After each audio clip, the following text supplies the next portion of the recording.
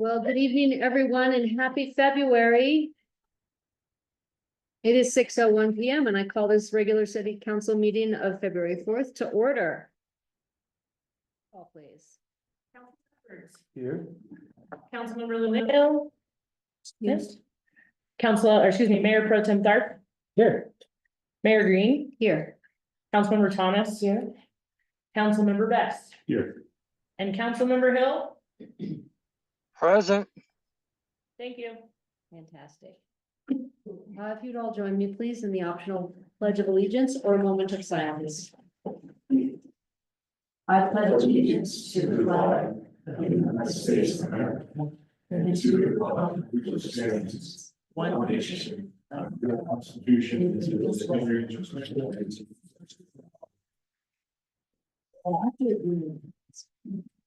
Thank you very much. Okay, quite before we get to approval of the agenda, the applicant for action item 7B has withdrawn their application for a CUP. And so what I would like to do is amend the agenda to remove action item 7B. And I would entertain a motion. Which is the Bridge Haven Emergency Shelter. Correct. Yeah. I would entertain a motion to approve the amended agenda unless somebody else has further amendments. Best moves to approve the amended agenda. Thomas seconds. All in favor? Aye. Aye. Thank you. Okay, let's move on to public comments about items not on the agenda. Is there anyone in chambers who would like to give public comment on items not on the agenda? Sure.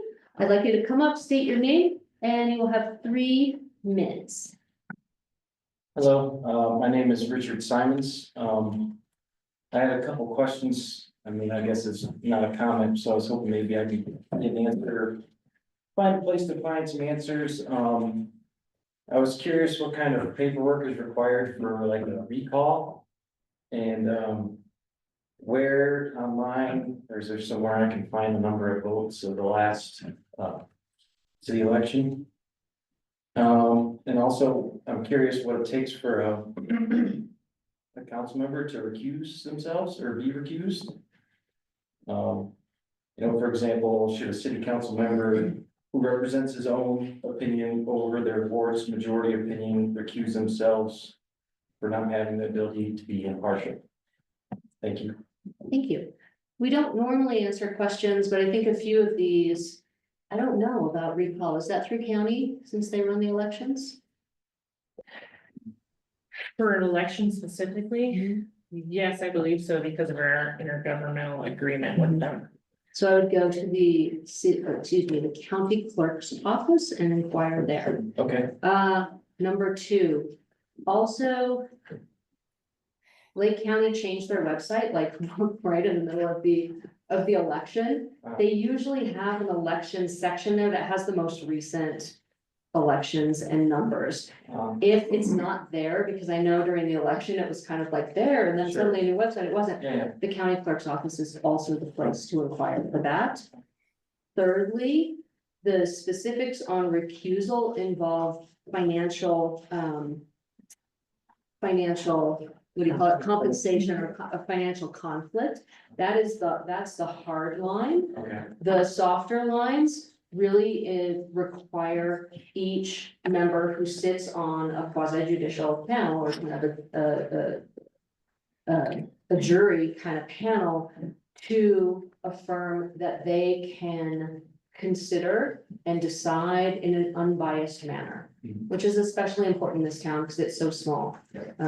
Inevitably, people will know other people, but really the hard line for recusal is financial in nature. okay, thank you. Thank you. Okay, let's return to our regularly scheduled. Yeah, we did that Q&A in less than 3 minutes. Nice job. Let's see, anybody else in chambers who would like to give comment on items not on the agenda? Come on up, please. Say your name, you'll have 3 minutes. My name is Linda Wright. And I live here in town. Just up on 7. So can I discuss something about the Bridge, or is that not conducive to that? You can give comment Okay. on it, and Okay. it's just because it's not on our agenda anymore. on it, but I can have, Yes. all right, thank you. I just, after the last meeting, I kind of mulched this over a little bit. And I just felt like the neighborhood had not been properly informed of these massive decisions that are going to be made. And it doesn't seem like to be in the best interest to override citizens' decree. It doesn't seem like they've had any kind of vote in this issue. And I just feel like that they should have an informed consent. Being a medical background, we have to have informed consents for any kind of procedures. So it just seems like it should be the same or similar within the city context. So that being stated, going on to number two, when I read the paper, article in the paper, $25,000, nothing is $25,000 here in Leadville. This is Leadville. Be a retrofit, anything like that, remodel. I mean, I'm talking remodeling. That would probably cost $250,000. I don't know where this person is from. So this is Leadville. I don't know where they will get the dollars funding to be able to do that. And it just seems like it's out of our increased property taxes that we already have. I don't think that should. I don't think so. So the other thing, who in their right mind would stay homeless here? I mean, it just boggles my mind what a person would live in and then become homeless. When somebody on the avenues, Denver does so much. But that's just my personal feeling of it. There seems like there's 6th Street gym spaces. There's floor spaces in a lot of empty buildings that could be utilized for a temporary holding area. So it kind of reminds me of back then, a couple of years ago, I think it has been now, to the, what I call the city real estate, which it doesn't seem right that we should be in real estate. And the Spruce Street house that was purchased. And from what I understand, there's only one person, has been one person living in it. But I may be wrong on that, but that's the stats that I've heard. So those are my issues that I wanted to address, and thank you. Thank you. Just in time. Is there anyone else in chambers who would like to give comment for items not on the agenda? Seeing none, I'll go online. Is there anyone online who would like to give comment for items not on the agenda? If so, please raise your hand and I'll call on you in sequence.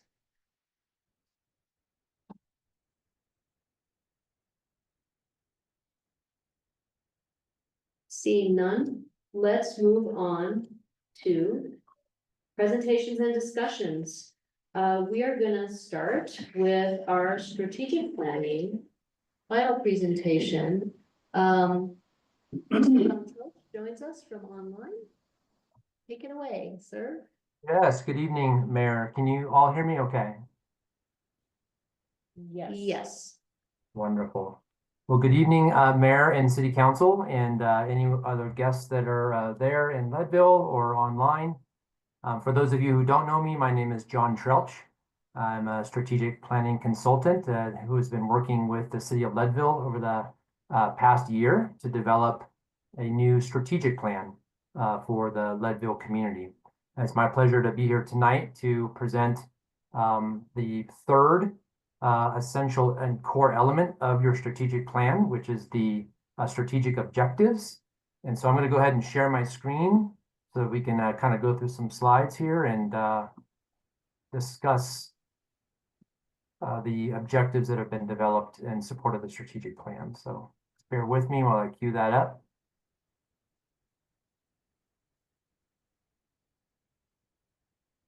Okay, can you see my screen? Yes. Okay, you should be seeing my slide deck, City of Leadville strategic objectives. Yes, sir. Okay. Well, I just wanted to take a few minutes before we kind of talk specifically about the strategic objectives, just to review again the strategic plan approach and core elements of what will be the Leadville strategic plan. So in this approach, our goal has been over the last year to develop a simple, focused, and accountable strategy that is really anchored and has 3 core elements as part of your strategy. Up at the very top of the slide there, you see you have your vision statement. The vision statement is the real foundational element and most important element of your strategic plan. It identifies the essence of the Leadville community, the thing that makes Leadville what it is. It also articulates, because of the community and the way it sees itself, its sense of purpose and direction into the future, and then identifies what we call the enduring interest, the things that Leadville will always do because of its vision. That vision statement then feeds strategic priorities, and those strategic priorities are focused items, policy priorities established by City Council over the course of the life of the specific strategic plan. In this case, this strategic plan is a 3-year plan. So the priorities directly support the vision statement and constitute the most important focus policy guidance that the council has provided the city of Leadville as part of the strategic plan. The next portion, and what we're going to talk about tonight, are the strategic objectives that are highlighted there in yellow. And the strategic objectives are the city administration's plans and activities, the action items that they will endeavor to accomplish to directly support those strategic priorities that the council has elected as part of the strategic plan. So they are the different plans, initiatives, projects, just about anything that the city staff has determined they can do to speak directly to those strategic priorities that are captured in this plan. And that's it in this strategy, those 3 elements: the vision statement, the strategic priorities, and the strategic objectives. So just as a matter of review, this is the Leadville vision statement that council approved back in August of last year. Again, the foundational element of the strategy. And that strategic vision then led to the development of these 4 strategic priorities, which City Council approved in October of last year. And then these strategic priorities, this policy guidance, is what informed the development of the strategic objectives. And I want to take a few minutes to talk about the development of these objectives. Again, they are specific action items that directly support the priorities in the strategy. The objectives are developed by staff. So this is the city administration responding to that policy guidance and identifying the various things that they can do over the course of the next 3 years of this strategy to specifically support your strategic plan and those priorities in the vision statement. They're approved by council. That's why I'm presenting them to you here this evening, City Council, for you to look at and officially approve. And if you do that, pending your approval, then staff will move into implementation, and it'll be up to the city administration how they accomplish those objectives. But it will be, their responsibility. And speaking of responsibilities, you'll see there next, I just wanted to talk briefly about the elements of a strategic objective and the way that you see that they're written. They're kind of written like little mission statements. Each one stands on its own. A strategic objective describes what is the action to be accomplished, who specifically is responsible to complete it, when it needs to be completed, so a due date, and then what completed looks like, maybe a deliverable or something in there, so that you can look at the objective and you know once it's been delivered that it's actually done and that objective has been accomplished. So those are kind of the elements that go into the packaging of each objective as they're written. For this strategic plan, your staff, the Leadville staff, developed 33 strategic objectives in support of your 4 strategic priorities. Each objective is specifically identified and tied to the priority that it supports. So you'll see in your council packet that you received in the strategic objectives, which I'll pull up in a moment as well, so we can just look at them on the screen. Each one of those objectives has a tag in the front. Like for instance, city and county coordination. So the letters CCC and then a number. And so that specifically identifies that objective as tying back to that specific strategic priority. And that way, you know, at the end of the day, like, you have a linkage between an objective, an action item, a thing that's going to get done that ties directly back into one of those 4 strategic priorities. And those priorities are specifically speaking to the interests and the vision statement. So it's all tied together from top to bottom. Most importantly, the strategic objectives are council's guidance to the city on the most important and focused activities that are occurring in the city over the next 3 years. The strategic plan articulating the vision and the foundational elements of the Leadville community and those focused priorities for the next 3 years. These strategic objectives really rise to the top when we talk about all the various things that Leadville was going to do. These objectives are council's guidance to staff to say these are the most important things and should be prioritized accordingly. Okay, let me go ahead and pull up the objectives. Do you see that on your screen? Yes, sir. Yes. Okay. So council, this document is in your package that you received. I think it was sent out on Friday.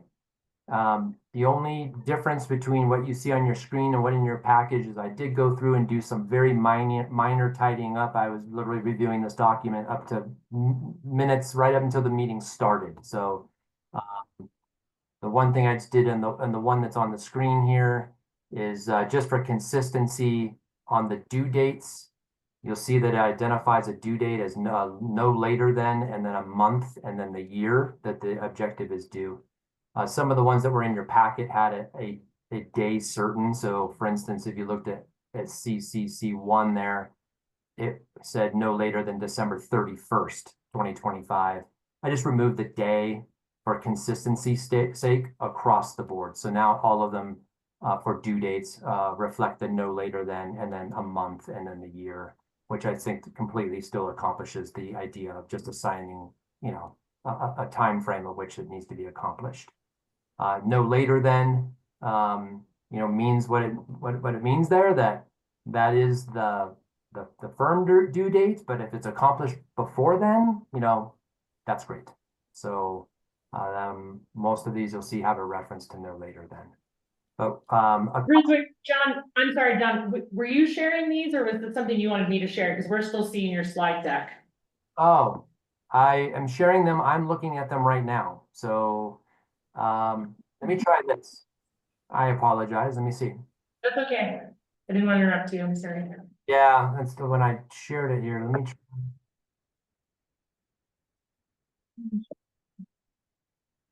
How about that? Can you see them now? Yes, sir. Thank you. Okay. Sorry to interrupt. Yeah, no, I pulled that down and transitioned up to a different screen. I guess I had to stop sharing and then reshare. So, okay. Should I back up to what I was describing there, or is that understood about reference just the minor adjustment I made? Understood. So there's an option here for council, you know, at this time. Would you like to go through each of these objectives? We can do that, or they were in your packet. We can review them by exception if there was a specific question about one of the objectives that council or anyone may have, and we can cover that. I think because they are included in our packet, I would choose the latter with questions or modifications suggested by council. Okay, great. And relative to these objectives, again, these were developed by your staff. I want at this moment to thank the Leadville staff for working on these. Everyone did a really great job. They were very thoughtful about their contributions to these strategic objectives. And then this is really their product. I mean, they really came up with these. These had all been reviewed and approved by your city administrator, Lori. And so if there are questions on these, I would defer to staff to go ahead and speak to the specifics of an objective that they proposed. But I'll turn over the floor to any questions that there might be regarding the. Let's turn to council. I have two to start, if I may. Yes. The first one is objective CCC one, the very first objective. My understanding was that the commissioners and council had discussed quarterly reviews. They're stipulated here as biannual, which is a very different thing.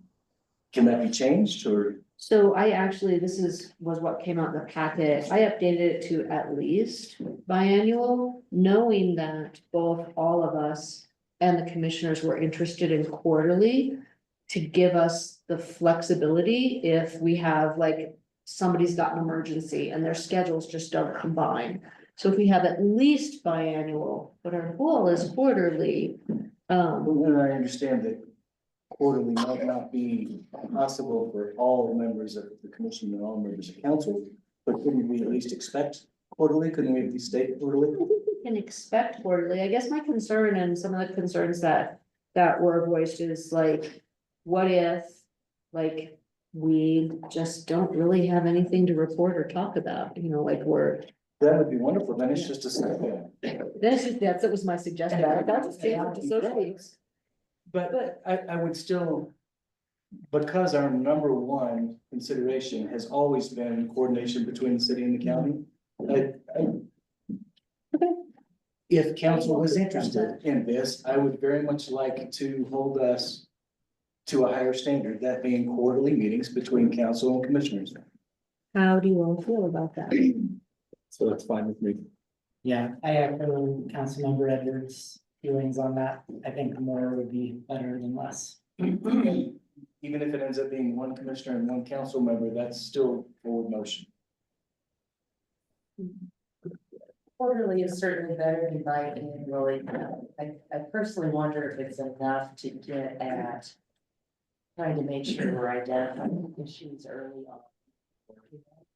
I know that last year, there was a big problem with the police department and the sheriff's office, and there was a big issue with the animal shelter. And I wonder if quarterly routine meetings will be sufficient to really get at that early identification of issues so that we don't end up in some kind of frustrating scramble for everyone. I would like, I mean, I hear what everyone is saying. I would like to separate the process of constructing and negotiating an IGA is not what council does with the OCC.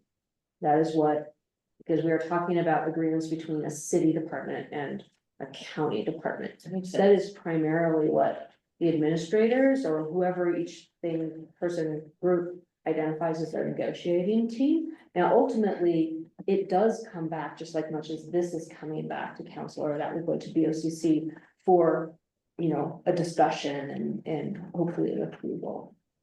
So do you have another suggestion to try to make sure that the city departments and county departments are talking to each other in a more proactive way? If this is not, these quarterly meetings aren't how to get it back. Well, the quarterly meetings are not for the departments. That's for us and. Right, so I'm BOCC, asking, right? is there a way for the departments to work more closely together? Possibly that would be a venue through which council or BOCC could apply some pressure. You know, I will say that in certain circumstances, city or county departments reaching out has not resulted in any response from the other side. Those are specific, very kind of specific pigeonhole situations. But our work sessions may be an opportunity to be like, hey, you know, I heard this, could you reach out? That sort of thing. They have the same limitations that we do in that we cannot independently direct staff or direct department heads. But we can check in our meetings and be like, how's the progress? What have you heard? That. Back to my original point, yes, Sorry. we do not hammer out IGAs, that's true. Mhm. But quarterly meetings would allow us to identify things that need to be moved on. And if I remember right, our organizational chart is city council and then the mayor, Mm. and then the city administrator. So even though it's not our position to necessarily do the nuts and bolts of those ideas, highlighting the fact that those things need to be worked on, I think is. Again, an opportunity to share information and share priorities. individual bodies to then say, you know, well, we'll talk to our people and see if we can move this ball along. Absolutely, just identifying what's on the horizon, absolutely. I did have one other, Yes, there are several in these objectives that point out our work with the police department and our work with wildland fire and the fire department. My assumption is that all of these, it's assumed that these are working in conjunction with the county. They're not stated that way, and I know that these are city strategic and I- plans. but I think this is under, because it's under that strategic Understood. objective. And my last question was, just like compensation for city council is based on when someone is elected. My assumption is that objective CCC 8 and these attendance requirements, code of conduct requirements, censure procedures take effect as new council members come in? Or is this backdated? I think, you know, as a body. That this is all would be like in our rules and regulations, which we currently have and exist. Have you guys all read them? You know, like, I admit they're hard to find. I'd like to bring those forward Oh, no, I and- absolutely and make that understand. forward, but if we make changes to that. Right, That would be up to us. Do we want to adopt this as our norm as of now? okay, very good. And the option is also there, only because if we change the rules halfway through, it's difficult to understand. If the rules are changed as new people come onto council, and I know several people are up for election in the near future, then that's different, and we've already started that. That was one of my considerations. It's not spelled out here, so I didn't know if we were looking at a immediacy change or something that would be phased in based on election. The compensation piece, like that's baked into law, like you can't vote to raise your own salary. So that's why we have this weird thing. Sure. This stuff, however, are the rules that we write for ourselves. Mhm. And so if we adopt them and if we make certain changes and all of us agree and we adopt them, then I would say, like, that's us saying, this is how we're gonna roll from here on out. And that's great. All of us came on with our current Mhm. code of conduct and our current rules for city council. Mhm. We're changing things that I might very well not have run for city council had something like this been in there, only because, you know, for years, we've owned a travel company and I'd spend extensive time out of the country and might not be able to meet new guidelines, Mhm. but have certainly been able to meet current guidelines. So it's just something that I wonder how that will be implemented and if we Maybe should that's why it's consider that. important for you to have a voice in that, which is why we'll be doing that. That's I will perfect. say That that that clarifies it. I- That's what I needed to know. I will, yes, these will not be rules that I go, congratulations, everybody, here's your new book. This is how we're rolling. No, this is, like, what I'm going to do is make a Google Doc. Because that's how we roll here. And I'm gonna make some suggestions of, here are some things I would like to change, here are some things I would like to add. Sure. And then we're gonna have a work session. All right. And That sounds great. I just wanted to clarify how that might come down the pipeline. Thank you for. by the way, I reviewed our attendance over the last year and we're doing really well, all of us. Thank you very much. Okay. Mayor, Other if I could questions? Tim, add to relative to that discussion there, this specific objective. The objective deliverable is the presentation of options and the process as well. So as far as accomplishing the objective for all of these things, there is a lot of after discussion and action that would take place and decision that would be made. The objective is not directing a decision as opposed to just directing a process and some options for consideration. If I heard, clarification. I just want to make sure I didn't need to go ahead and resign. That was all. I have a slightly Attendance was different, not as bad as you think. I have a slightly different question on the same objectives, and I'm fine with them as written, and I think I understand what the intent is. But I'm not sure how they belong in this category to improve our relations with the county government. It seems like it's very much city oriented. And I can give actually a little background on that, because I. John can back you up on this, but I suggested, like, I felt really strongly, the city has done so much over this last year. To work on its internal processes and like just a lot of internal stuff. That I wanted a separate category. There was some concern over like just having too many categories, and that's overwhelming. And so the rationale was that in working on our own internal processes, we make it easier for us to collaborate with our partner government. Okay, that makes sense to me. So internal improvements makes it easier for external stakeholders to understand. Yes. Okay, that works for me. And if I can jump in there, that's exactly correct, and to not pull up the slide again, but the full text of the strategic priority of strengthening city and county coordination has language that says including a focus on internal city processes as part of the language there, and it's exactly that exact purpose that if the city has better processes, the city, has tidied things up, it makes it a better organization, better collaborator with the county. And so then that language is in the priority. Thank you.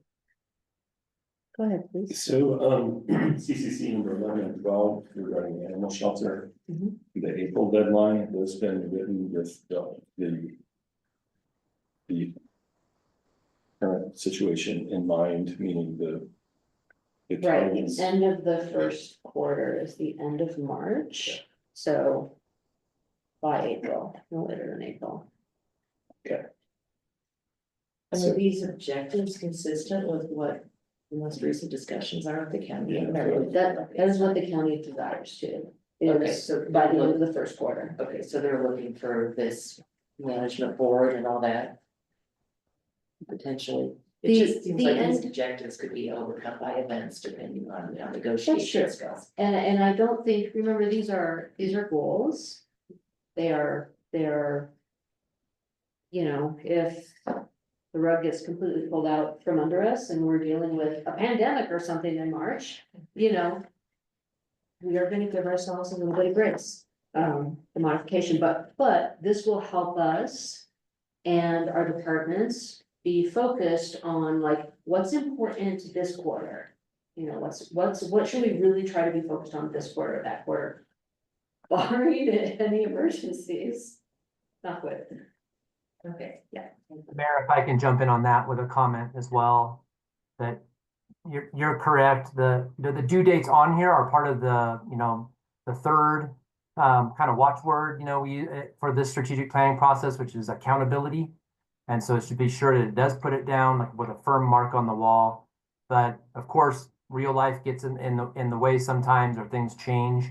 And so there is flexibility built into the plan. And so as part of the accountability measures where staff is reporting back to you on the progress of these, if there is from some reason a date has to change or something has to change, there is that flexibility built in. And so staff would just come to council and articulate that and to what the issue is, and then recommend an adjustment to either the way it's taken care of or to the due date. And some of the dashboards that I've seen other municipalities use, will have this, like, this is complete, this is in progress, this is delayed. Because sometimes there's very good reasons for delay, I mentioned. And that, I think, part of this is focusing on transparency, like if our goal, if it's delayed. Why, and so that it doesn't just fall off because other things got in the way and, got pushed down unintentionally or without, unintentionally. Right, so we won't lose track of our priorities, which I love, Yeah. the strategic plan. Yeah, it's great. And at the end of the presentation, pending your approval, council, of these objectives, I do have just a little bit of information about those accountability measures and some suggestions of what that can look like. Okay.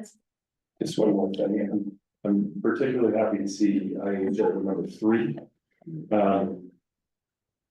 To try to force some cooperation with the animal shelter on housing support that for residents who have pets. This is a consistent barrier for a lot of our homeless community that have pets that can't achieve housing or even just a bare minimum because of the difficulty of something like that. So that's wonderful. Okay. Other questions or comments?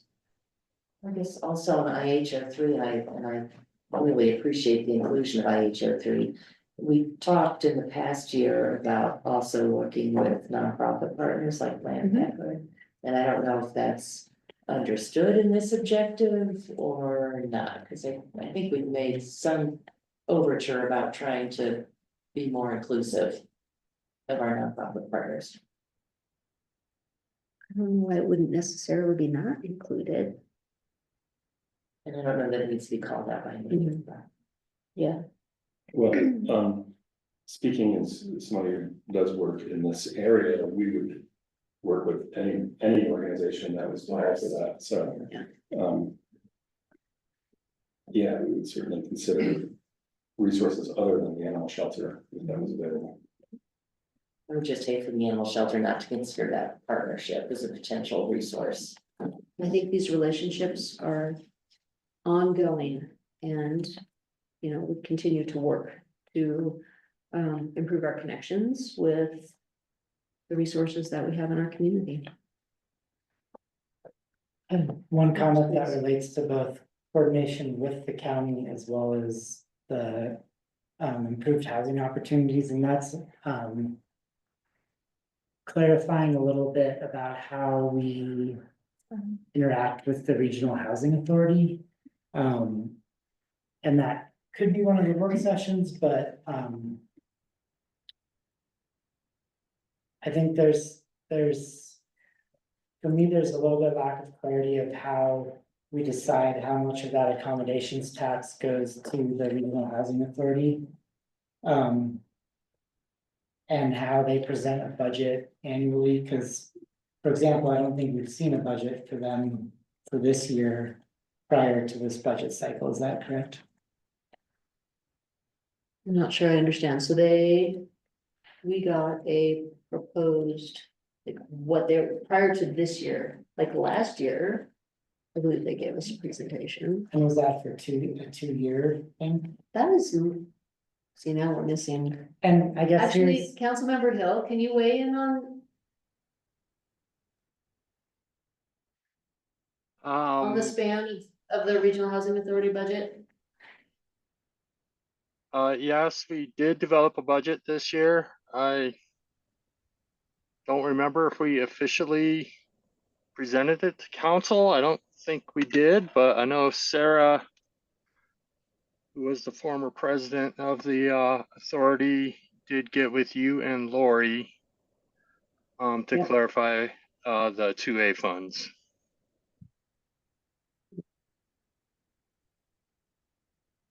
I think, you in know, like clarifying the IGA with the regional housing authority seems like a priority to me that fits in both of those buckets. I'm wondering,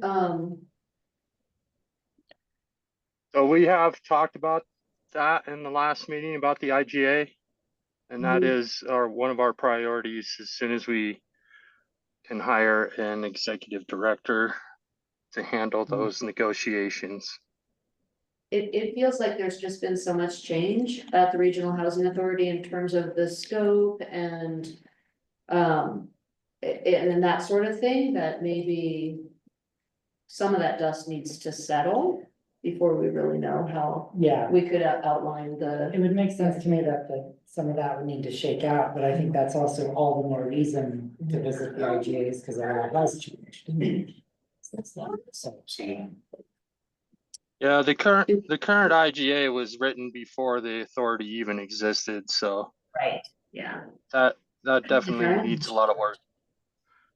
Do you think Councilmember Hill and Mayor Pro Tem Thorpe that we should add an additional objective? That objective would be, it sounds like it's based on hiring a executive director, but. Which is in there. So it'd be hard to put a deadline on it. I mean, we could always just do like December 2027. But it would be nice to have listed as a priority.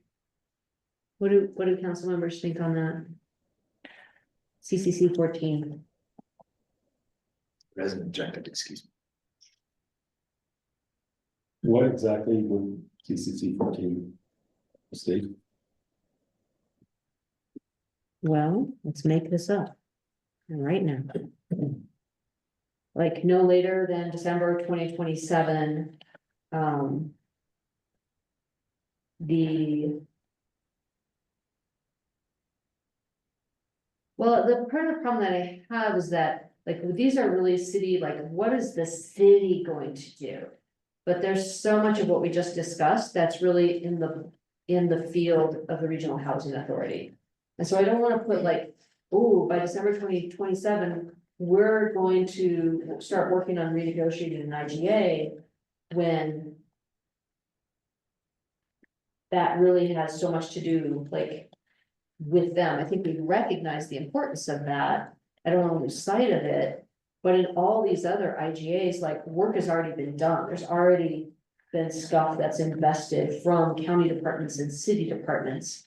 I think it's also important to acknowledge that the Regional Housing Authority isn't really like, it's quasi. It's like the LURA. The LURA isn't part of the city. Regional Housing Authority is an independent, quasi-governmental thing. It happens to live under the county right now, but it isn't really. I mean, I would propose maybe just, if it feels like that is a priority to add, and I would advocate that it should be, because I think a lot of what we can get done in the improving housing world should be through and with the housing authority. Like staff just take that into account, work on another objective that makes sense for that situation. Knowing that it's slightly different than the animal control or the animal shelter, slightly different than the fire and the law enforcement, and just make an objective that. I mean, it impacts both city and county. It is hard to put any specifics on it. I'm not quite sure how you. Yeah, I don't. I think, you know, we're not gonna, when we've been working on some of these others that don't have real specifics, I'll put in things like, we'll explore this. You know, like, that's the objective, Well, our current not like we IGA, will achieve. our current IGA will expires at some point, right? So we would need I to. don't know. Our animal shelter IGA has no expiration date. Oh. Our new one will, Okay. so. Well, You know, so maybe, Mr. Trilch, can we just put in some, I mean, maybe we could talk about this later as well, but just put in some language about exploring, an updated IGA with the Regional Housing Authority. The Leadville Lake County Regional Housing Authority. Regional Housing Authority. Okay. One other thing. Yeah, I think, can I add to that? Mhm. So, you know, not only the IGA needs to be addressed, but, you might need to look at that employee lending agreement as well. So that's then- both, so those are two separate IGAs, right? Can we just wrap both of them into this objective? Yeah, for sure. And the other thing is, there is an agreement that exists that states the city will, use 2A funds to, support the salary of the executive director. Yep. I wanna say that agreement has expired, so we might look into that as well. Yeah, that's correct. That agreement, I think, was for 2 years.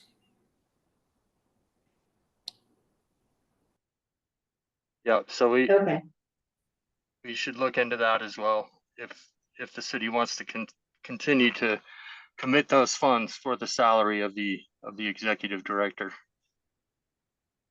so do we have two objectives here? Because it sounds like that probably needs to be addressed more urgently.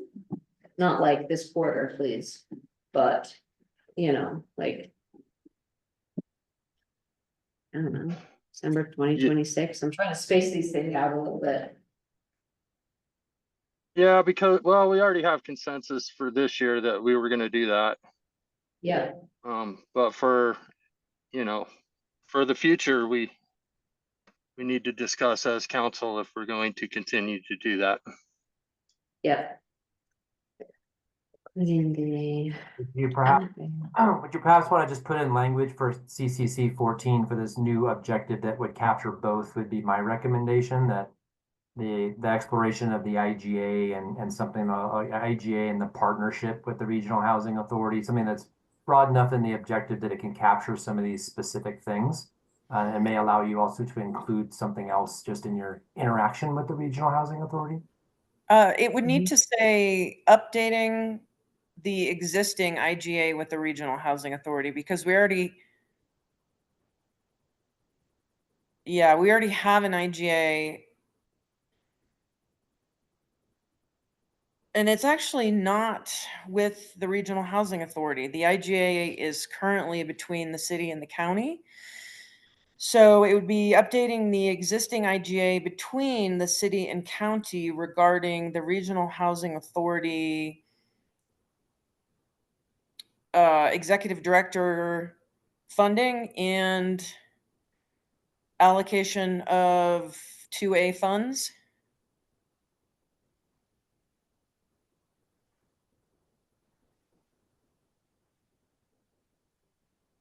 Did I get that right?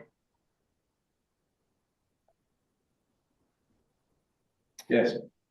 Yeah, I think that looks good. And I would propose maybe you change 2A to be like accommodations tax or something, because we've had Yeah, multiple 2A. Yeah, you're right. measures. Like the most recent 2A measure was the aquatic center sales. yeah, tax. you're right. You're right. Accommodation tax funds. sorry, just going. Wrong distribution. Yeah. Maybe change it to, I know, I had the same habit. maybe but- change it to distribution of accommodation tax funds.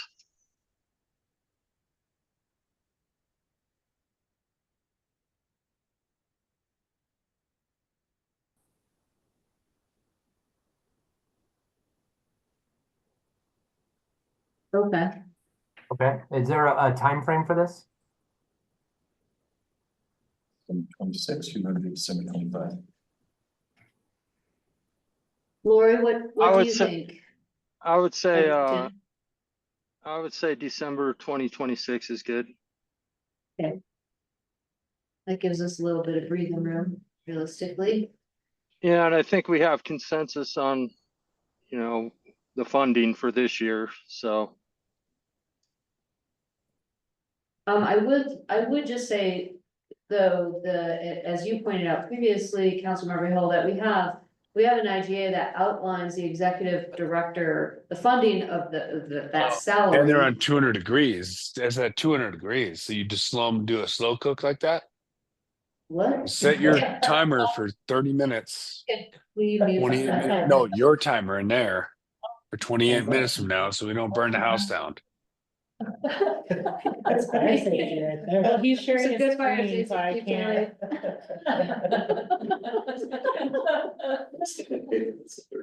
Strategic priorities. It's part of it. First, the most important safety feature, don't burn down the house. CCC 15. CCC 15, don't burn down the house. It's a big one. All right, so, but I believe, so Councilmember Hill, because when we were searching around for the IGA, like, we have an IGA that forms the regional housing authority. And then we have a different agreement that informs how we fund the salary. So do we need, is that the only piece right now that we need, is the funding the executive director salary? I think- That would be the most urgent, yes. Okay.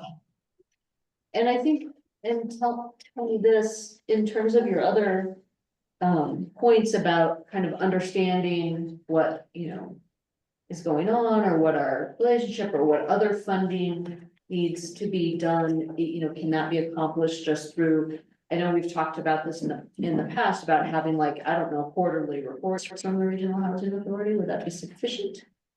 I think so, yeah. I think that would be be great to have regular reports.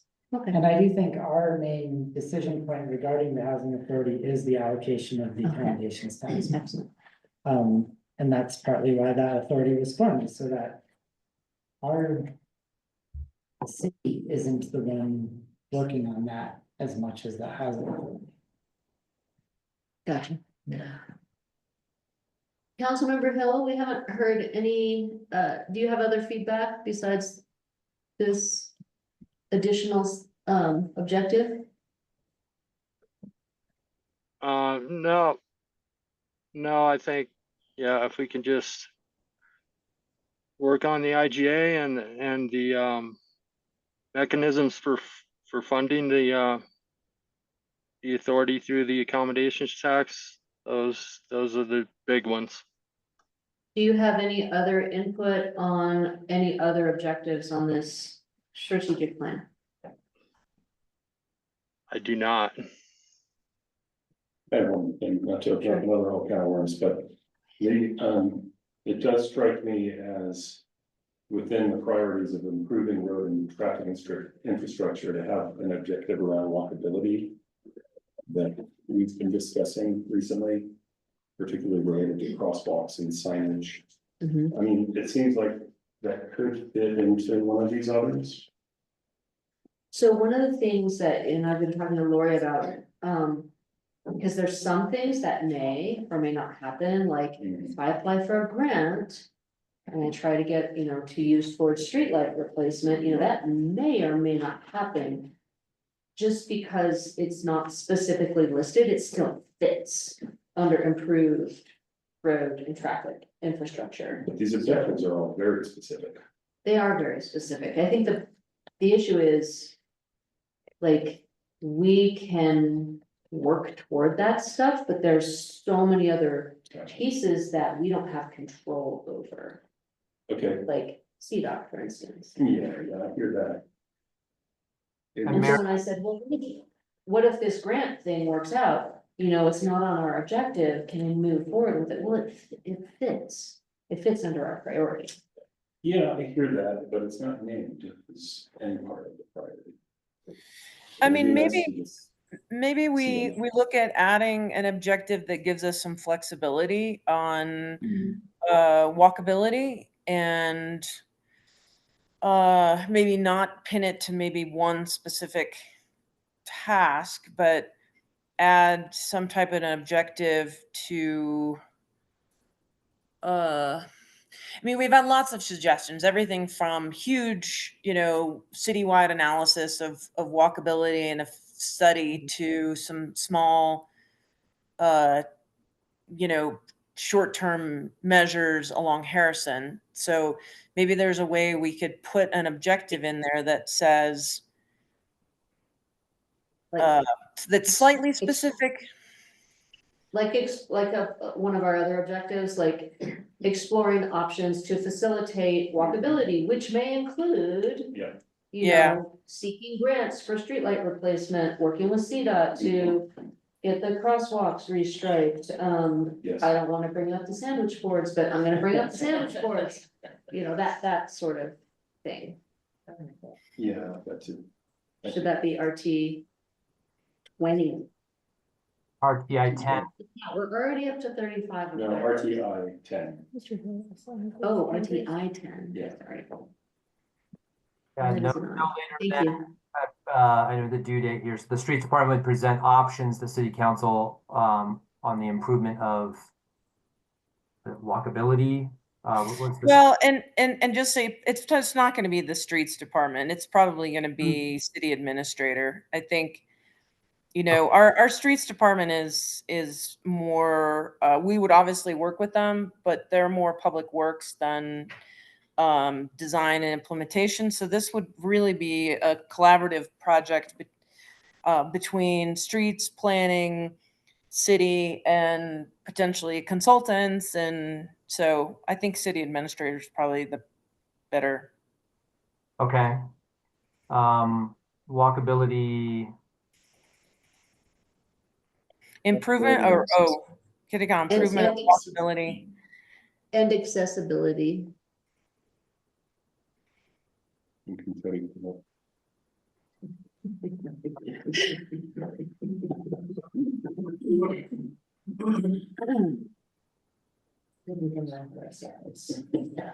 Yeah, it's your legacy. So I've got one that's just looking at RTI number 7, which talks about the paving, but I don't see anything about paving in 2026. Unless the paving to be completed no later than 2027 includes 26 and 27. And I'd like it to be a little bit more granular than that, so we can have an expectation of what we'll see paved in 26 and in 27. I think some of the reason why there's that distant due date is just acknowledging where will the permits appear this year? And, you know, can we, because I know that they had plans over the last couple of years, we're gonna pave this, we're gonna pave this, and then the permit applications come in and, you know, suddenly the plans kind of change. When I read this, I have not spoken with Mr. Medina, but when I read this, I felt like what he was doing was giving some flexibility to when these things would be done, just because, again, there are some outside forces over which we don't have control. I read it, not planning on paving in 2026, so maybe we could just redraft that a little bit. The Capitol Hill paving in particular was intended to be a 2025 project. And some of that is in conjunction with Parkville and Understood, what their. understood, plans but are. it was very much a sooner rather than later objective. So I think one of these things is we're allowing flexibility, and the paving situation is always so like herding cats. But I would say maybe we made it too granular, and maybe we should take it back a notch so that we say, you know, one of the objectives is that, you know, no later than this point in this year, the streets department manager presents a paving plan for that year to potentially include X, Y, and Z. And then the next objective is no later than the next year, the streets department manager presents a plan for paving for that year, which could include, you know, potentially these other things. Or how about like, you know, just make it an annual thing, no later than December annually. The street department will present a paving plan for the following year, which may include blah, blah, blah. I Yeah. like that, actually, rather than listing these very specific things, which, you know, I don't know. Well, Because they sometimes- know, like, we're planning to pave the Third Street parking lot, that's not on here, and that's online for priority this year. That works for me. I think objective 8 in this category should also be done on an annual basis. Absolutely. That's agreed. Both of those being, have a stated objective of having a plan presented before the end of the year every year would be fantastic. Wait, Just a clarification, there's reference made in the road and traffic to striping and striping, which I know are both actually Is paving that- things. This one, which 5 one and is it? 6. 5 and 6. stripping behind the Western Hardware store, or is that striping? Well, I think we'll have to inquire at the streets department what that true intent I is. think the former is easier, so let's keep that one. Okay. Okay. That was actually what I caught in there and corrected on this version, so I saw that. Good stuff to have that. Mr. Trost, did I- you follow that sort of like combining the paving specific projects into presenting the annual plan, which may include each one of those individual paving projects? So you want to modify RTI 7 to say that annually that the streets department would be providing a repaving plan. Mhm. I know that's RTI 8. Yes, that's RTA 8, but that's for around coordination with the utilities. So we could even lump that under an annual paving plan, which will include collaboration with the, or cooperation with the utilities, Capitol Hill, some of the James. But combine 7 and 8. Yeah. And then changing the statement to no later than December 2025 and annual. and annually thereafter. Right. Starting to sound like a lawyer. I'm around way too many lawyers. Okay, I like that. Councilmember Hill. Yeah, I was just noticing that RTI 5 and RTI 6 are dealing with improving parking lots. Is there any reason we left out the bank lot on Fifth Street? The bank lot on Fifth Street, we lease. Right, Mhm. so are you meaning that we should be repaving or restriping it?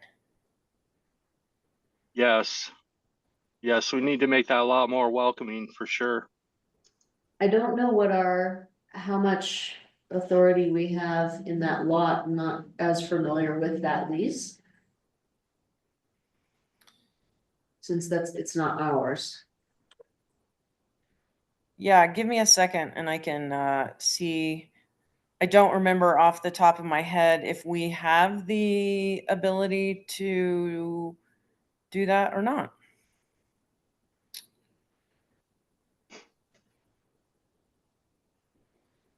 I think we have a knowledgeable individual in the public here. Mayor Lobby. We have a contract, we do have the right to make improvements to that lot. I'm sorry. We do have the right to make improvements to that lot as we see fit. There are no restrictions on that, but also keep in mind it's a 10-year lease, so. Okay. We're in year 3 of the 10-year lease, so it depends on what the return on investment might be. Yeah. I think we could certainly explore, because that sounds like it'll need a little financial attention and or financial review. And probably we would need to talk to the bank also.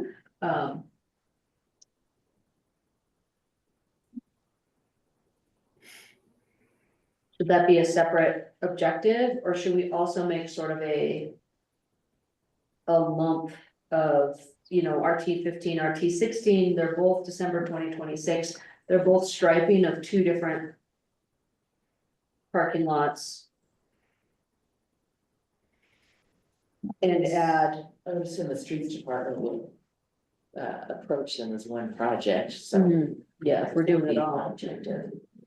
But if we're talking about paving, striping, making the bank parking lot more welcoming place, that sounds like almost its own project, because it needs, it just has more review and partners that you have to, so maybe adding that as if we collapse RT 17 into RT 16, and then the new RT 17 can be, I'm not sorry, RT 15 and RT 16, collapse them together. And the new RT 16 can be, evaluating the improvements, that could be made to the bank parking lot and. Just for clarification, that's RTI 6 and RTI 7. Yes, I Correct. keep calling it 16 and 17, sorry, the I looks like a 1. 5 and 6. 6, 5 and 6, thank you. Thank you.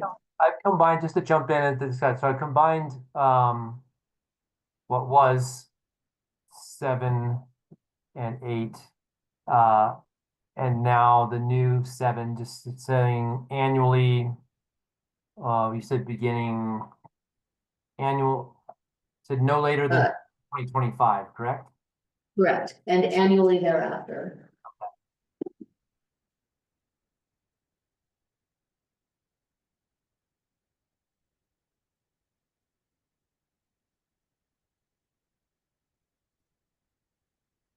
The streets department will present a plan to city council and the public for paving projects in the city.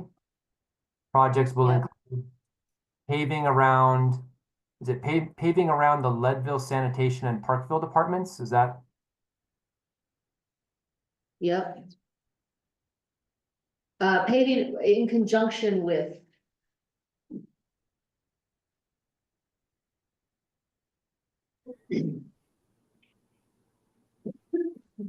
Leadville Sanitation and Parkville Departments, and then repaving along Capitol Hill and the intersection of Seventh and James North to the existing newer pavement. Okay, so this is stating you're gonna have a more complete paving plan and paving projects, but at a minimum, the options presented in that plan have to include these 3 items. Sounds great. Scale it up and scale it down. And then can we do a similar collapse of RTI Reworking 5 and 6? Just the bullet points and then including Okay. exploring the bank parking lot. We'll complete striping of the Tabor Opera House parking lot. Striping behind the Western Hardware store as needed.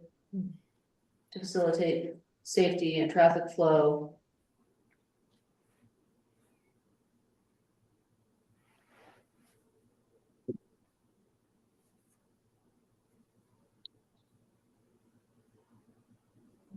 The Tabor Opera House parking lot, and then the Western Hardware store, right? Yeah.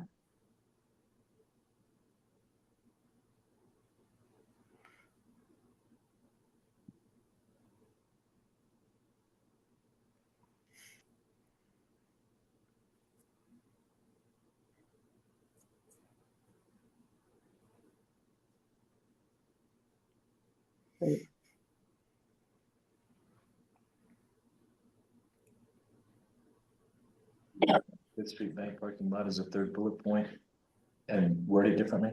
Well, I think because this is complete striping, these are properties that that the city owns, so I would almost suggest making it a separate objective because there are different elements involved than just striping them. Sure.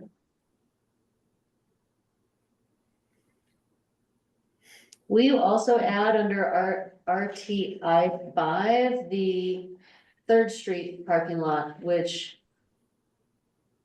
Mr. Reedy and I have talked about extensively. I know it's first on their list, and so I'd like them to get credit for completing it. Great. Added that. Okay, and then RTI 6, which is now 7. Yeah, let me just renumber them real quick. Was just gonna stick one in. Alright. So then I guess RTI 9 could be explore the feasibility of repaving and repaving, striping and lighting of the bank parking lot. To make it more welcoming. Could you just say refurbishment out to cover all of the spaces? Thank you.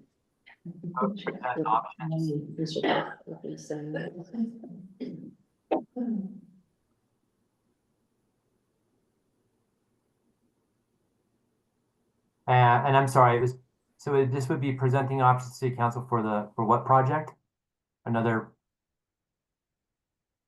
Refurbishment of the Fifth Street Bank parking lot. Unless someone has a better descriptor. Let's roll with that. First Street. Providing some addresses here if y'all need for parking lots. I'm sorry. I can start providing some addresses here for parking lots if you want to be specific to the address. I think that would be helpful for other people who are reading this to understand what we're talking about. Mr. Choach on RTI 9, it's Fifth Street 5 Thank you. rather than First. And our planning director will provide you with some addresses, so we can be very specific about where these locations are. Okay, so we'll all receive some specific addresses for RTI 9. Okay, going back to 8, what is the due date for number 8? This was for the walkability and accessibility of streets and roadways. When would you like those options presented? I mean, I would like to see some of what happens soon, I think it can be flexible. It has to be because. Yeah, right, so, I don't know, what do you think? 2026. Yeah. Is it December 26th or could it be mid-year? Well, nobody's gonna complain about getting stuff done before a due date. Yeah, that is that no later than reference, so the, you can, of course, can get it done sooner. Let's start sticking up paper signs in the meantime. For RTI 9, the due date on that, and then is that also a city administrator task?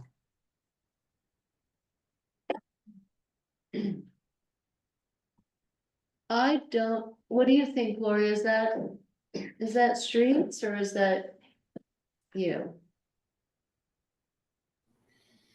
As that's a Uh, lease, you know, Yeah. I don't know, I think this Well- is more streets.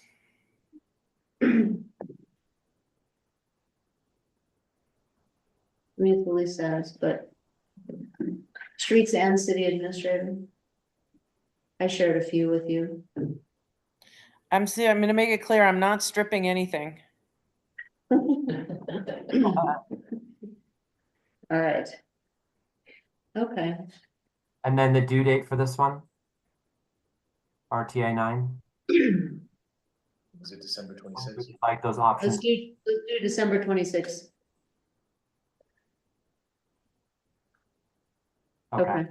So the only thing due on RTI 9 then is the specific. Yeah, Okay. I'm liking this document more and more. Thank you. Really For good your, collaboration. I mean, doing this bike here with a big group, actually really well. So my compliments. are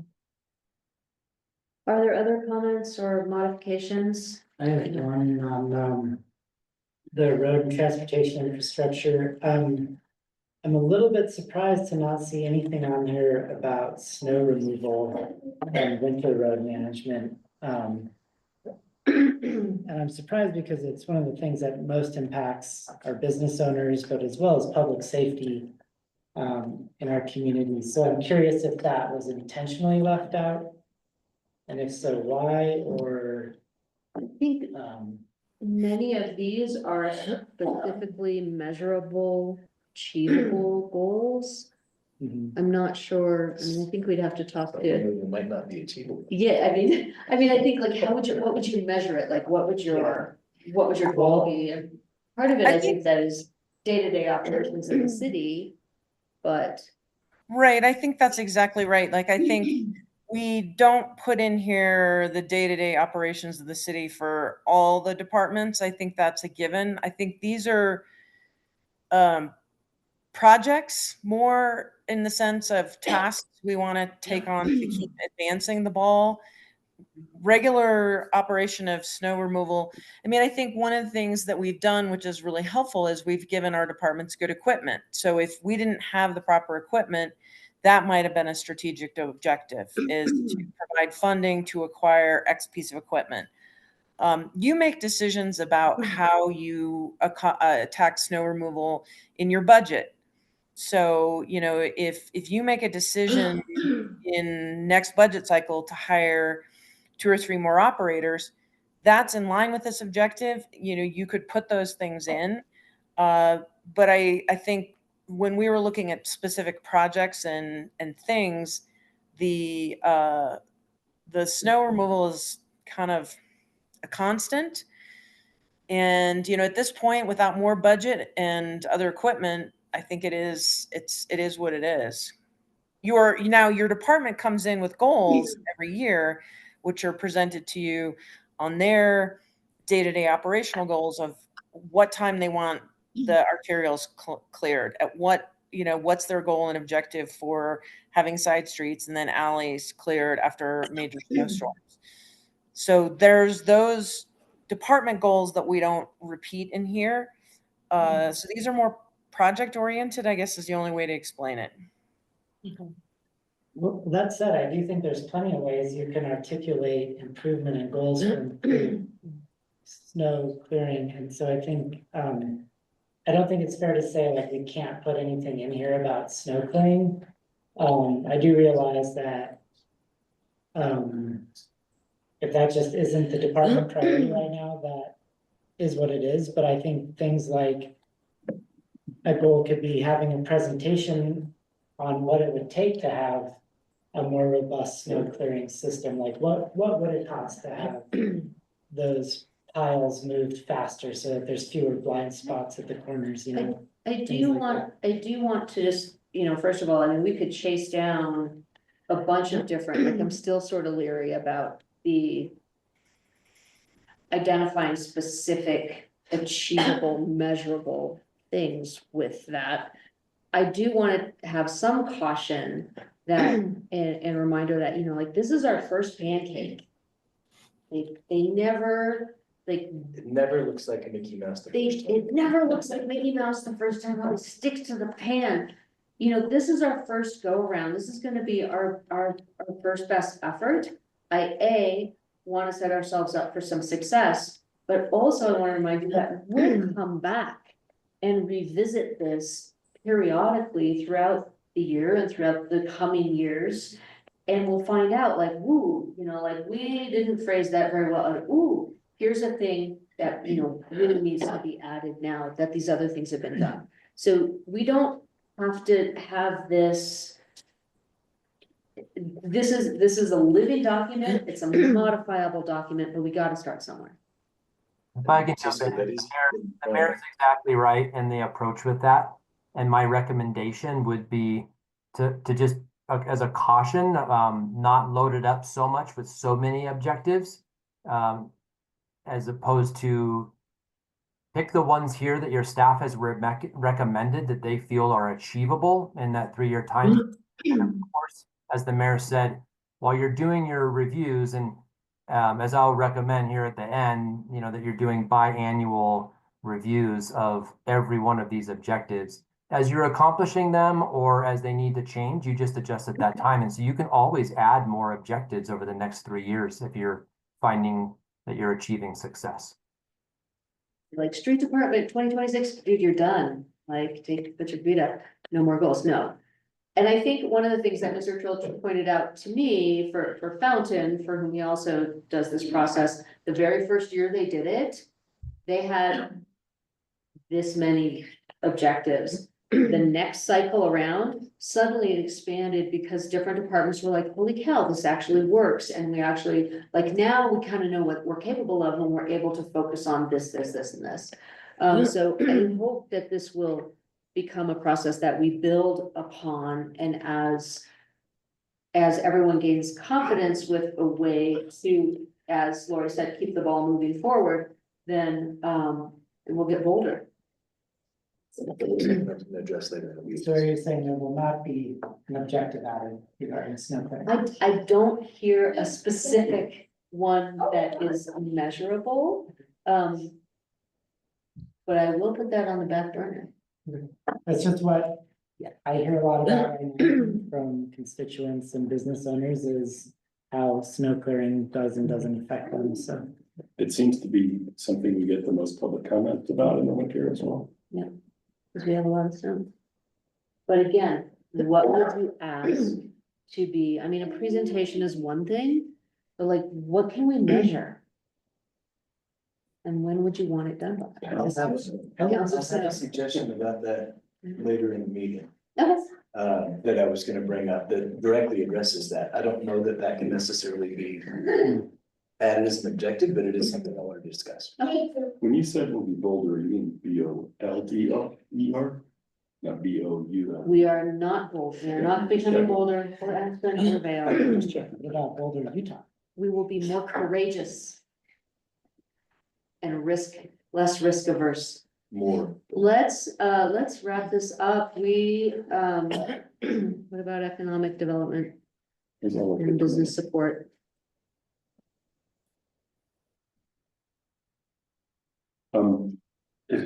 It's fine the way it is, but EBD 2 really looks like it's several very big concrete objectives.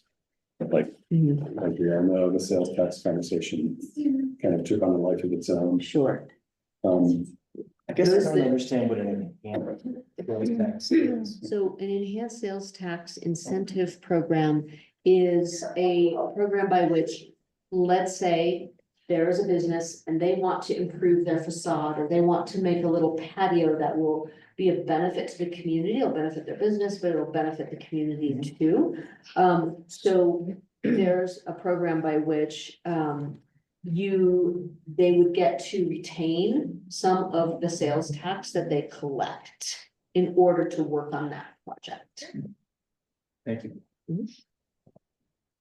And this one here is a good example of a due date that's no later than, 2027. And there's a lot of things in here, but it assumes that these things would be stretched out over the next 3 years as the city administrator looks to implement this objective. And some of them we might look at and be like, no. Yeah. Bad idea. Sorry, let's not do that.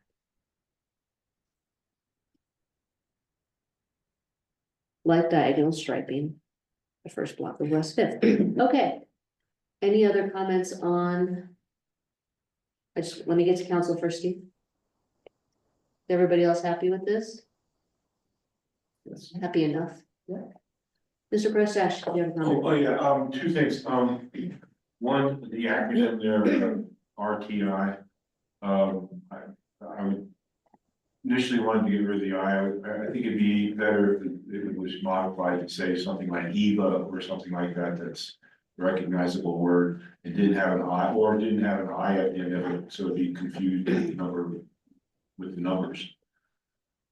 The other thing is, I noticed today, this is a specific thing, the walkway from the southeastern corner of the Carnegie Building down, considerably down the street, is treacherous because the retaining wall has drifted and then about half the sidewalk has subducted down to meet it.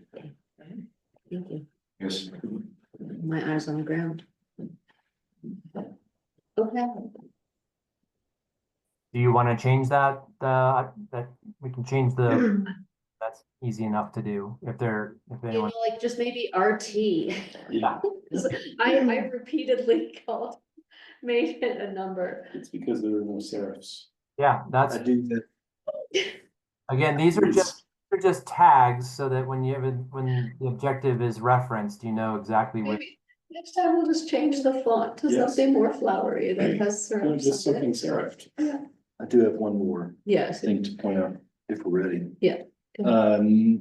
EBD3, under economic development. Everything there talks about the animal shelter and very specifically the city. Just want to make sure that we move forward, understanding that that is very much a 50-50 partnership between the city and the county. And therefore the county should have objective input to these same points. We spell that out as if it's something that's very specific to the city and that would be only marketed to the city, and Does that need to be under CCC? I certainly would put it there, yes. And I don't know Does that those are everybody else feel necessarily that? economic development, but I want to make absolutely certain that we are seeking county input as well. And I think here, I suspect the animal shelter manager was trying to like, what can we do under this Yeah. privacy? No, But if it that belongs makes sense, under and I'm fine with CCC, it as long as we can frame it in that reference, that's perfect. So Alright. you're referencing coordination with the county. Just moving EBD3 Oh, you want and turn it into CCC 15. Okay. 14, 15, yeah, Yeah. we added 14. Thank you.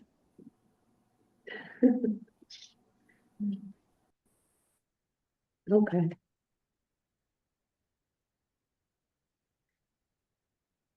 Once that is complete, council, do you feel comfortable approving this document so we can move forward? So our staff can move forward with those priorities. Yeah. Yes, thank you. The only, Councilmember Hill, go ahead. I was gonna say I'm sorry. I keep- Yeah, I'm good. Councilmember I'm Hill, good. Good, I'm okay. good. Okay, I'm good Mr. with Sh- Mr. Trilch, what were you going to say? Want to be certain here before the final approval here. I did also change this to quarterly in CCC Thank one you. when we began the conversation. And so all the edits have been made, with the exception of just the one pending item, which would be the receipt of the specific address here for RT9. Other than that, Okay. Right now. Mr. Trilchi has those available right now, if you'd like to go ahead and make that edit. oh, you have them, okay.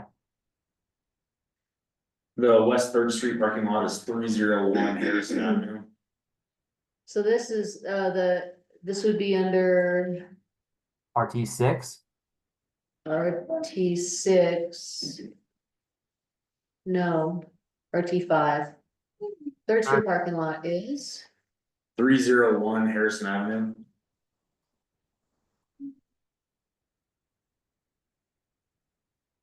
did I spell Harrison?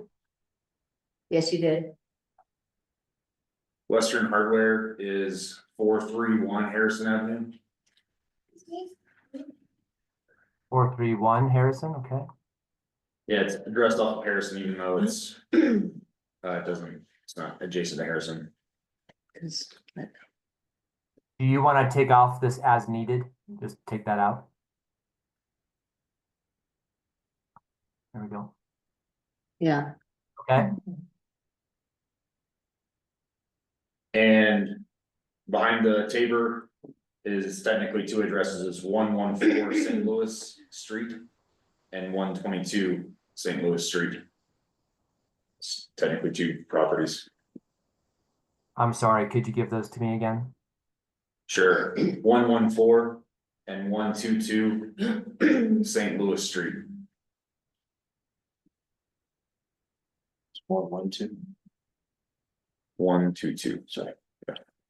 Is that correct there? Yes, Okay. And then is there an address for? Sorry, Fifth Street Bank parking just clarification, is this, bank parking? at Fifth and Poplar? Or is this on Harrison? No, it's on Poplar, isn't it? This is the lease from license of LTF. It's on Fourth Street. Fourth and it's sort of, it's mid-block, isn't it? Yeah, The it belongs to community bank. That's gonna be leased from LTF Real Estate Company is between Fifth and Sixth and Harrison, I'm sorry, Poplar. And that address is, Wait, that's the Lifetime property. yeah. I think Yeah, that Mr. part- Trilch, that parking lot is let on us- 4th Street. yeah, let us clarify. Okay. What the specific location is, and we will get it to you. Okay, no problem. I'll just put this in here and highlight it so we don't forget it. Yeah, I just want to make sure with our existing lease that it's consistent with what the lease says. Okay. Okay. I've got it highlighted. I won't forget that. Okay, all right, Okay, well, I think we're all pretty content with this. everybody approves? Yes. Wonderful. I'm going to save it. And great, okay. Let me just stop sharing that and just go back to my presentation and I'll wrap it up if that's okay. Thank you. Thank you for bearing with us. Well, thank you very much for the great collaboration, and that's been very consistent with this whole project with working with all of you. So, you know, doing that in a group like that, it can be a real challenge, and I actually thought that went really well. So, and the important thing here is that you have strategic objectives that you've approved, that your city staff and council that you're all very satisfied with and can get behind, and that's very important when it comes to implementation. And so with that, I'd like to offer my congratulations to all of you because you now have a strategic plan. You have the 3 core elements completed. You have a vision statement. You have focused strategic priorities and you have actionable strategic objectives. And so you've got it there. And The next steps really are now over to me to just package that all up into your strategic plan document, which will be completed here this month, very soon. And then you'll transition into strategic plan implementation, which could begin as soon, immediately, really, because again, the objectives you've just approved, you have your priorities and your vision statement. So it's ready for implementation now. Regarding accountability, I mentioned it earlier. I would recommend that your staff provide biannual updates to City Council and the public. I will be providing a template or suggestion for how they can do that. You can implement it however you like, but it's like the mayor had mentioned. I recommend and use like a quad chart approach. It's PowerPoint based, and it's kind of like a stoplight of kind of green red bubbles that kind of allow very easily to determine how you're doing with the implementation of each of your objectives. And it's also presentations. We could formally adopt it when it's all packaged and ready. Okay. A quick question. The vision, somebody was recently asking me about the new vision that we workshopped. I've actually found it in the work session document, but I don't see it anywhere on the website. It was on our old website. You need to find out a spot for it on our new website. Can we make sure that it's on the main page? What? That the vision is on the main page somewhere. That can be, yes, added to the list of things to be added to the website once we, Yes. yes. Definitely. Be happy to Gotcha, I don't understand. No, I agree. Cause I would like this to be on the site eventually. Okay. Yes. I just thank you all again, and council. It's been a real pleasure and honor, opportunity to work with all of you in developing this, and I look forward to packaging up just the final document, and we'll be sending it that way to you. And we just remind you as well that, and that last bullet there, that this is a living document. So as you go along, the way and you implement this, you can change it as you go. But hopefully very useful to you and helps provide, that focus and accountability you need to move forward towards your vision statement. So pending any last questions, that's all I have for this evening. And thank you again. Thank you. Thank you so much. To follow up on Tim's comment about the website, is it possible that we could add the strategic plan in its entirety as a page under our That website? would be my ultimate goal. And then everything can be stated in one place and easily searched and easily found. We'll be talking later about Great. website responsibilities and or those like. I'm sure. Okay. All right, let's move on to the city administrator's report. Okay, I have one item that I wanted to remind the city council that you are going to have your annual legal training provided by CIRSA General Counsel Sam Light next Tuesday. City council chambers, and this is a work session, so scheduled from 6 to 8. I've also asked our city attorney to sit in, but this is annual legal training, and really one of the benefits that's offered by our insurance council. So I'd like to take advantage of that every year.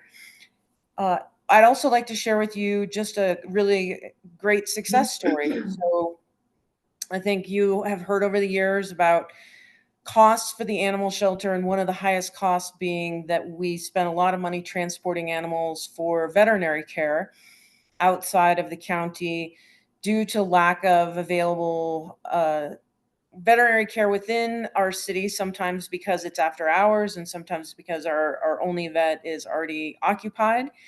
And one of the things we talked about from an economic development perspective was low-hanging fruit, having another veterinary practice in town. And so I wanted to share a success story.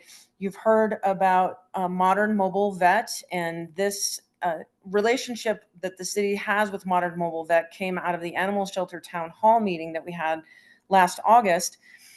After that meeting was over, Jen Sikowski came up to me and the mayor and talked to us and said that she and her husband reside in Leadville and were thinking about you know, whether or not, how they could make their services available to folks in Leadville. And we had started a discussion.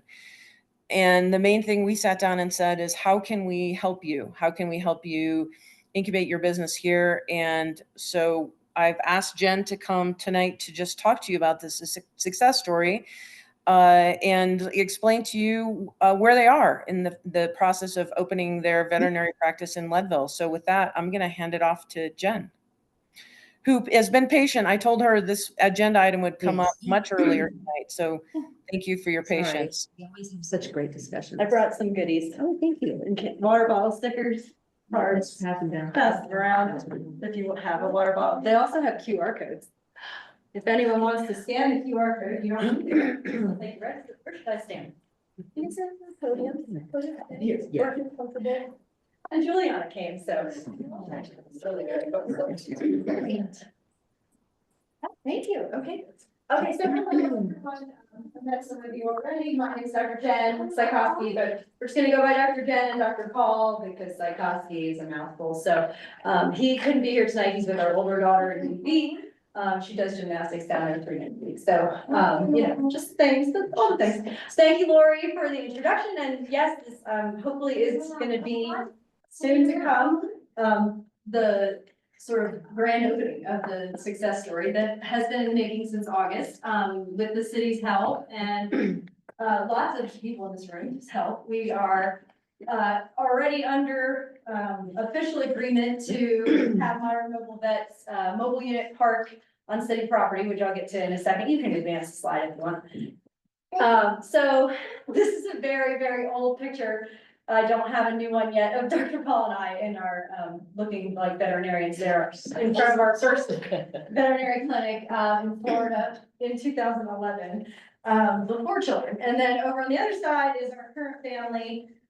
So he kind of, this also is how we found Leadville, was through the race series. Oh, I don't know what happened, that picture got turned, but that is Paul proudly just displaying his big buckle that he got last summer. We were finally able to spend time here full time. And I was Rapunzel in the show at the Tabor, if anyone saw that. So, and that's how I met Greg. And so we're very excited to be here. Those are our 2 kitties on the bottom that we adopted at our shelter in Florida. And very excited to be working with the city and the animal shelter. And also, as you guys brought up earlier, Planned Parenthood has reached out to us as well. Chris has helped us make some of the legal stuff happen to get the business set up. So we're gonna be partnering with the city from the aspect of they're gonna let us park. If you wanna click ahead, I think I put the slide. Oh, well, getting there. That's the mobile unit itself. It's down in BB, currently getting wrapped. Another fun snafu in this process was that the vehicle wrap was supposed to be complete last week, and then when I went to see it, it was 2 different colors. Wow.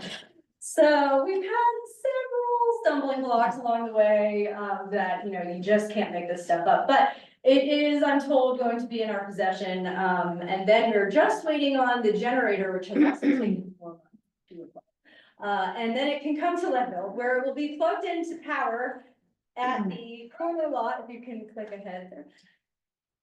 There, on the lovely little mock-up that I did on your drawing, on your document, to indicate that the truck will be parked at the lot on 117 West 10th Street, which the city's agreed to plow for us, and that is lovely. And then allow us to run electrical from inside the building where it currently exists to the outside.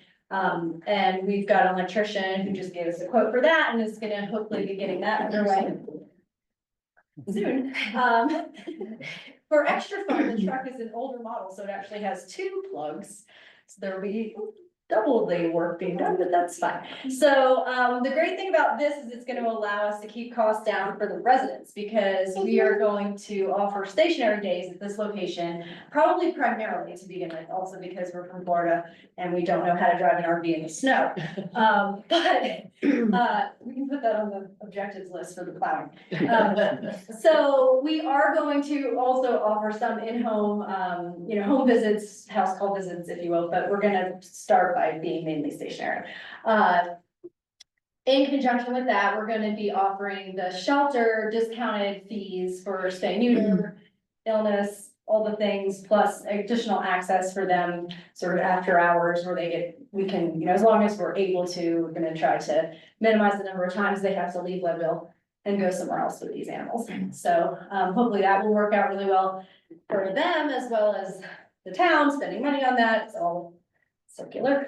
And then we're gonna be working with Planned Parenthood, to do some outreach, kind of like a vaccine clinic, wellness clinic thing where we're gonna drive, potentially to like the manufactured home park and sort of have that set up to where we can have people coming there. And I believe Chris is speaking with, a translator so that that can all sort of happen to hopefully be able to over time, influence the culture where veterinary care has been so hard to come by. I think people kind of only go to the vet when they absolutely have to, and we're hoping that we can sort of show the value of routine wellness care and preventative care and all that great stuff. Okay, moving on. So that kind of brought myself right to foot is full service veterinary care. So, we've gotten this question, like, what are you guys gonna offer? And that does include everything from wellness care, annual physical exam, vaccines, parasite screening. Believe it or not, we do get parasites here. Even though a lot of them die in the winter. It's because of all the travel, people coming through and dogs traveling and all that fun stuff. We do have mosquitoes, I found out. So consultation for illness, injury, urgent care as much as we possibly can. As everyone can see, I have a toddler with me tonight and she's not usually this conducive to getting work done. So childcare kind of dependent on that one after hours, but on-site laboratory, we're gonna have full digital radiology, limited ultrasound, but we do have a portable ultrasound probe, which is really cool. It hooks up to an iPad.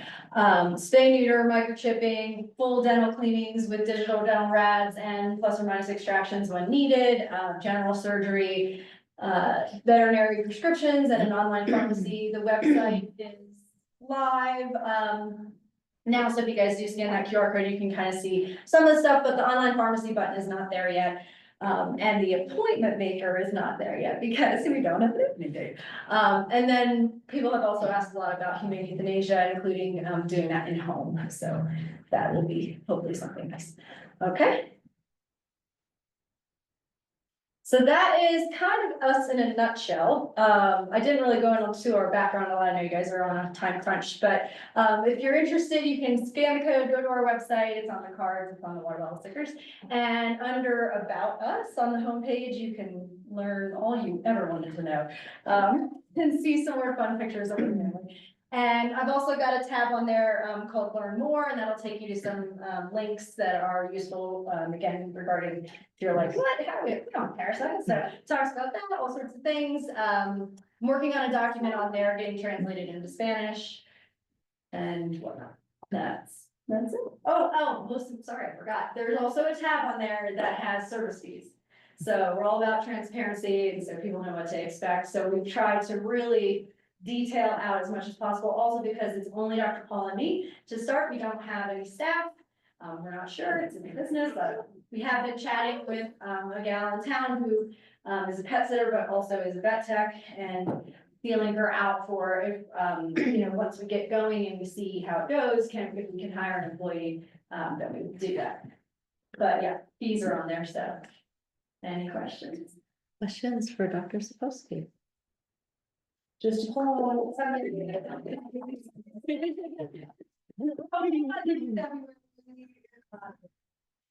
My cat's ready. Don't see it. Yeah, so, yeah, you guys go on Facebook or you're on social media, can she pet? I'm trying to announce. I may have to sneak out. Yeah, understand. Thank you so much. And thank you, Julia, for your excellent behavior. Ms. Simonson, Yes. anything else? No, just thank you to Dr. Paul and Jen. This is a fantastic example of us having an objective and being able to accomplish it. And I think this is a fantastic outcome for the city to decrease our veterinary costs, and I also think it's just going to be a fantastic asset for the city. Just wanted to let everybody know Mayor and I did meet with Dr. Linnemeyer, our current veterinarian, and he's all good with the situation. He understands that this is not us excluding him from a relationship with the city. It's just complementary, and he's fully on board with that. So we just wanted to share with you really a win-win-win. Great. We'll take it. All right. Yeah. Oh, yeah, go ahead. Hey, Lori, I was just curious if you could speak to, how 809 Spruce is going and the tenancy there and, yeah, I know we ask this every time, but this time included. Sure. I have knowledge that we are getting towards the very, very end of the repairs from all the water damage. The good news is that our insurance has paid all of the claims so far to date for the water claims, including the ones that were in other buildings other than 809 Spruce. The last step is we're going to get new carpet for the rooms that were damaged, and the mayor and our administrative assistant, Ms. Ortiz, were gracious enough to go pick out some new carpet for those units. And so that's the last step to getting those back online. It's my understanding right now that we have 2 tenants in the building, and definitely lots of interest once those units are carpeted. How many did you say? It kind of glitched.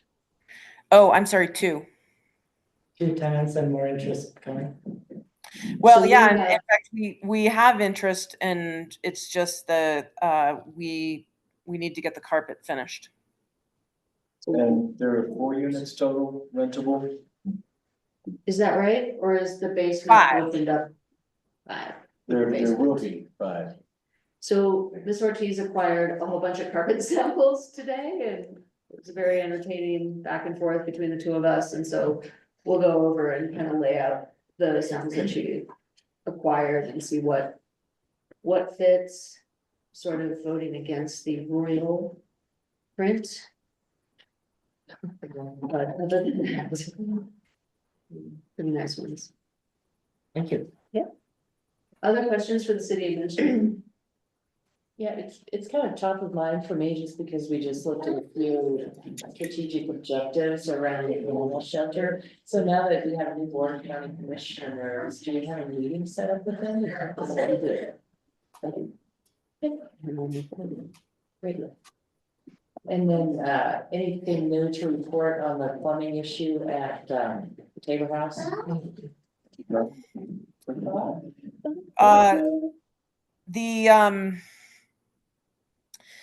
Yes, so let's see, I'm trying to remember the chain of events. The pipe froze, we believe, and when we were trying to thaw it out, so to unfreeze it, realized in all that work that there had been a leak in the plumbing for a long time. And so once some of the drywall was removed, we determined there was some mold. And so at that point, I advised our streets department manager to get with our human resources manager, who's now going to take on claims, to file yet another claim. So this is a separate water issue, and to investigate whether or not how much mold needs to be remediated. And also, I think you remember from previous times that once we started tearing things apart, there was some asbestos. So we're in the process now of filing an insurance claim. And is that the Main Street office bathroom, which is distinct from the leak that was going into the tub in the closet in the home? Yes. Correct? Separate issue, yes. Yeah. So is it functional I don't know if the bathroom is functional right now or not. Okay. Those are my questions. Okay. Other questions for the city administrator? I think I missed that. I heard the question, but I didn't hear an answer. Is there any progress on the IGA for the animal shelter currently? So, I'm sorry, I just I- missed it. I am meeting with the commissioners this week. Okay. And we're gonna pick up, we, understandably, I mean, that the draft IGA has been in the county's hands since December 23rd. But we also agreed that with the new commissioners, like, we just kind of had to give it a pause because everybody had to complete commissioner college and come up to speed. And so now they are attempting to come up to speed. So. You haven't seen any activity just because I don't think the county was prepared to tackle it. Gotcha. Okay, let's move on. To action items, action item.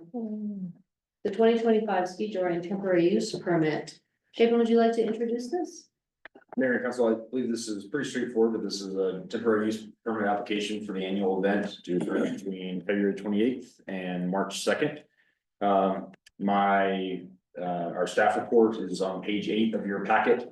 It does include all the referral agency comments that were received. There are conditions of approval that are attached, mainly the condition for the applicant to submit an emergency action plan to the Lake County Office of Emergency Management. And other than that, I have a staff recommendation with those findings and conditions attached and a suggested motion. And I don't see the applicant in attendance. He gave us his annual presentation at our last meeting. And notified us of the increase in porta potties that he would provide. And that was kind of the main change. Also securing a dedicated ambulance unit as well as signing on a vet who will be A dedicated vet. a dedicated vet who will be at the event for the event. And then Dr. Lindemeyer, who agreed to also be backup. And I think, and the applicant does have documentation that all those issues have been addressed in the packet. Yeah. So on page 9 is a recommendation and a motion option. How does everybody feel about ski touring? I will say, Councilmember Luna Leal, when I was speaking with him, said, I said, well, the one thing we'll be voting on is the ski touring temporary use permit. He's like, who doesn't love skiing? So, I think that's where his opinion falls. All right, are there further comments or discussion? Okay, then I I'll make a would motion. entertain a motion. Edwards moves the city council approve the temporary use application for Leadville Ski Touring 2025. PL 2025-003 with the attached findings and conditions. 30 seconds. Roll call, please. Councilmember Hill, Yes. Councilmember Best, Yes. Councilmember Edwards, Yes. Councilmember Luna Leon. Mayor Pro Tem Clark, Yes. Mayor Green, Yes. Councilmember Thomas. Yes. Thank you. All right. Well done, people. We did the business of the city before 8 PM. If there's no further questions on that whole thing, let's move on to public comments. Is there anyone in council chambers who would like to give public comment at the end of our meeting? Seeing none, is there anyone online? Oh, would you? Okay, sorry. Hang on. Please give your, wait, let me get my timer fired up. Okay, now I'm ready.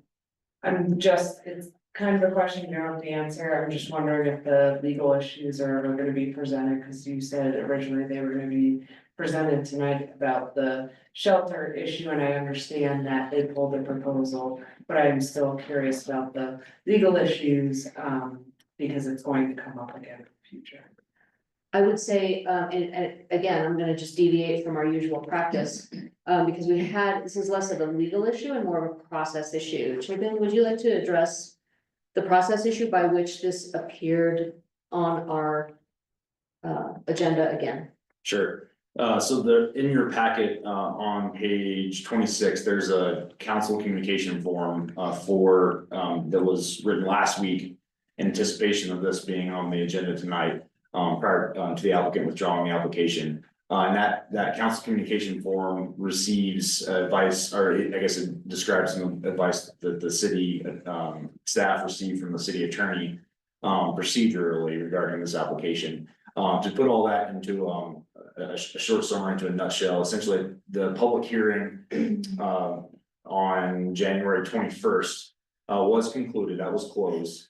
And then council proceeded into making a motion. Councilmember made a motion for approval with conditions of approval. That motion failed because it received a tie vote. And so in other words, it was not a decision.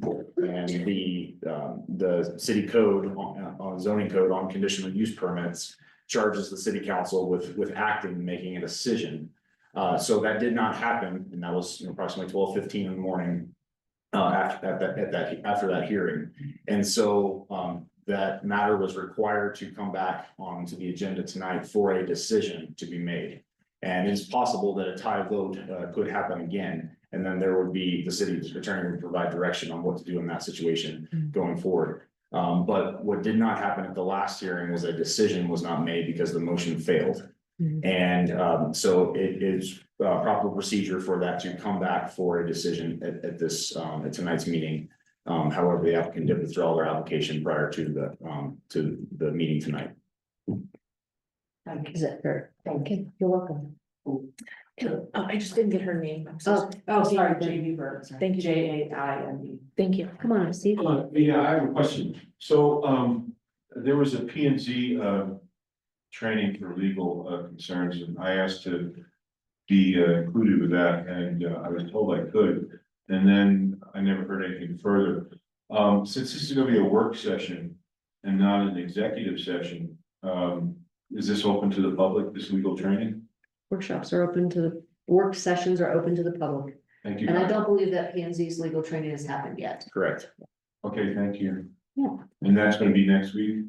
Correct. Thank you.